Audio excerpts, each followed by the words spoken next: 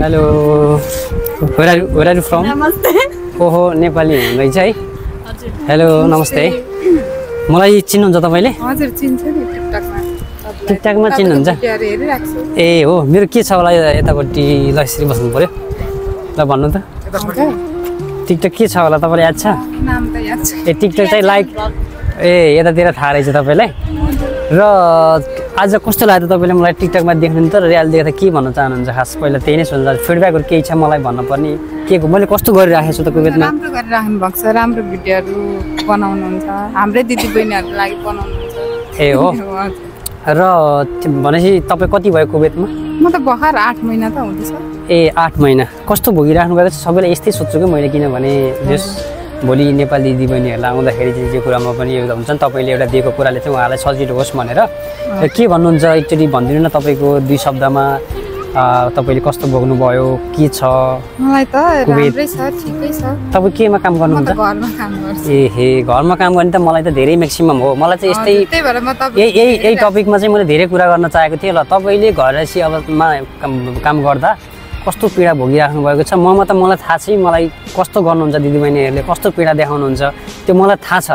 तपाईले भनिदिनुस् अब के छ आउने कि नआउने घरैसी काम गर्न कोभिडमा कोही दिदीबहिनीहरु अब कोही घर राम्रो हुन्छ कोही घर राम्रो हुँदैन र तपाईले कोभिडमा कस्ता कस्ता जे समस्याहरु जस्तै अब त्यस्तो भोग्नु भयो त्यस्तो कुनै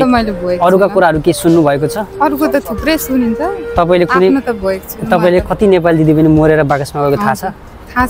देखिन्छ आज एकजना यहाँ हुनु भयो म यहाँ कोभिड टावरमा आएको थिएँ उहाँ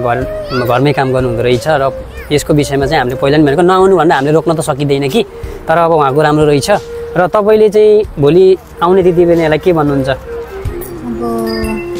यसमा आउने कि नआउने खास के भन्नु म त अब प्राय कतिपय अब तपाईलाई पनि राम्रो भयो र अरूलाई राम्रो होला कि नहोला फेरि हैन भर्सक नआउनु ए हजुरको घर कहाँ हो खास मेरो त उदयपुर ए उदयपुर भनेपछि कति भन्नुभयो यहाँको खास 8 महिना ए 8 महिना भर्खरै नयाँ नै हुनु रहेछ अब खास तपाई कता कताबाट आउनु भयो कसरी आउन सफल हुनु भयो त यहाँ खास भन्नु र भन्नु केही किन डराउने तपाई यहाँ आइसक्नु भयो म दुबई हुँदै ए दुबई हुँदै आउनु भयो है कुनै तपाईले लागत तिर्नु भयो छैन तिरे ए लागत तिर्नु भएन तर यहाँ आएर कुनै तिर्न पर्यो कि परेन छैन परेछ ए तपाई आज तपाईलाई छुट्टी दिएको डेट थियो घरमा म्यामलाई भनेको हुन्छ जाऊ भन्नु ए खासै तपाईलाई महिनामा दिन्छ कि कसरी दिन्छ छुट्टी आफूले माग्यो भने दिनु ए तपाईको त धेरै राम्रो रहेछ मैले एकजना चाहिँ उहाँ राम्रो देखेँ मैले धेरैले चाहिँ भन्नुहुन्छ हामी त निस्किनै पाइन्न कति कुराहरु